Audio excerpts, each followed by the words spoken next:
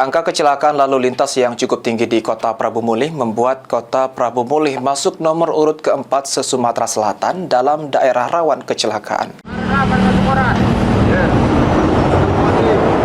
Kota Prabu Mulih saat ini menjadi wilayah hukum yang cukup banyak terjadi kasus kecelakaan lalu lintas. Polres Prabu Mulih sendiri masuk nominasi nomor urut keempat untuk se-Sumatera Selatan. Kebiasaan pengendara yang tidak patuh aturan lalu lintas menjadi salah satu faktor penyebab terjadinya kecelakaan. Satlantas Polres Prabu Mulih terus melakukan upaya perubahan budaya yang positif dalam berlalu lintas. Menyikapi hal ini, Satlantas Polres Prabu Mulih telah terus melakukan sosialisasi kepada pengendara di Kota Prabu Mulih dan juga melakukan penertiban siang dan malam hari. Untuk itu, Kasat Lantas Polres Prabu Mulih, Ibtu Marlina menghimbau kepada masyarakat Kota Prabu Mulih untuk mematuhi peraturan lalu lintas agar terhindar dari kecelakaan dalam berkendara.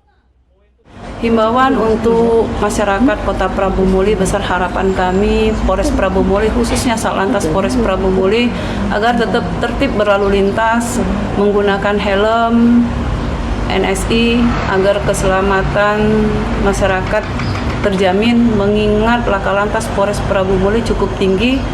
Sementara Polres Prabu Mulih se-Sumatera Selatan nominasi di urut nomor 4. Diharapkan patuh aturan dalam berlalu lintas dari semua kalangan pengendara dapat memperkecil dan mencegah kecelakaan lalu lintas di Kota Prabu Mulih. Anggi Perkasa, PAL TV.